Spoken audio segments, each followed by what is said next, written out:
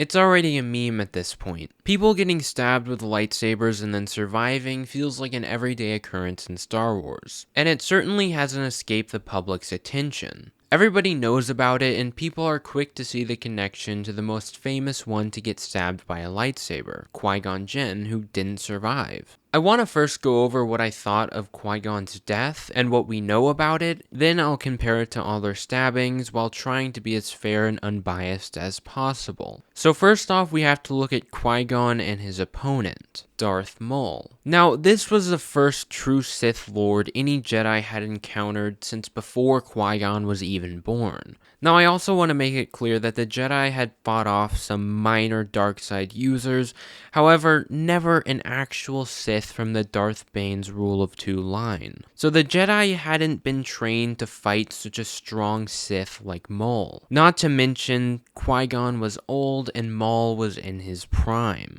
And in their fight, it wasn't as if they fought for a minute or two. They had fought for a long time, possibly an hour. Maul had completely drained Qui-Gon. Unlike the other examples shown, Maul didn't just gain the upper hand. He slowly fought Qui-Gon till Qui-Gon could no longer put up a fight. Now we can discuss what people call a plot hole. That is, why couldn't Obi-Wan force heal Qui-Gon? Well, I actually think it's quite simple. You see, Obi-Wan was far outpowered by Maul. Being just a Padawan, Obi-Wan likely didn't know how to save his energy. He went full force at Maul and even gained some power from the dark side. In fact, Obi-Wan had already been defeated by Maul. The only reason he ended up killing him in the first place was because of Maul's own arrogance, just like how Obi-Wan defeated Anakin and Darth Vader defeated Palpatine. Not only that, but we have no idea how long Qui-Gon was laying on the floor dying. Unfortunately, the scene cuts right after Qui-Gon is left dying on the floor, with Obi-Wan waiting to fight Maul. So with that being said, it makes perfect sense to me why Obi-Wan couldn't force heal Qui-Gon. Now we can quickly go over the examples that are commonly cited when debating whether or not Qui-Gon should have survived, or could have survived.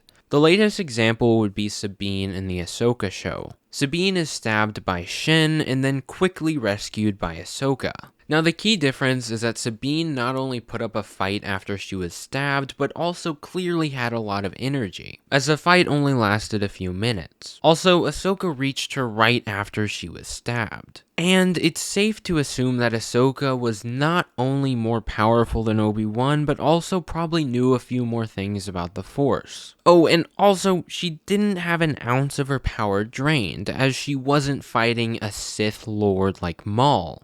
Now moving on to Kylo Ren. He was powerful, but he also did use a lot of his energy fighting Rey. However, we do know that Rey seemed to be experienced with the Force, and also we do see her Force abilities, and they surpass Obi-Wan's. And also earlier in the film, we see her strike down a ship with Force lightning, so she clearly was no weak Jedi. So to me, this makes sense, but less sense than Sabine being saved. Last but not least, we have the 3 incidents that happened in the Kenobi show. I'll go over the first 2 times Reva was stabbed first. I'm gonna be honest here, this is the only case in this entire list that I honestly chalk up to bad writing. The first time she gets stabbed makes little to no sense, and the second time just seems like a joke. To me anyways. To the point that I don't even feel like explaining any of it. However, if you guys have any insight into it, you're more than welcome to comment on anything I could have missed. Now, moving on to the Grand Inquisitor, coincidentally, this is the one case on this list that makes absolute sense to me. Not only is he a powerful dark side user, but also his specific race has 2 stomachs.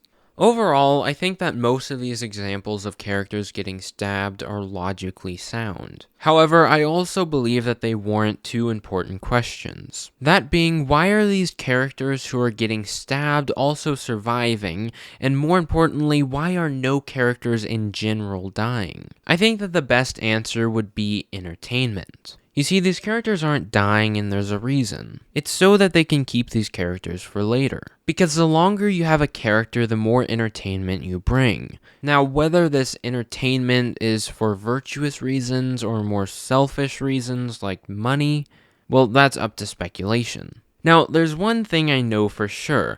That is, it's certainly not good having 0 character deaths. Every good show or movie needs risk. Whether that's the risk of the good guys losing or the good guys dying.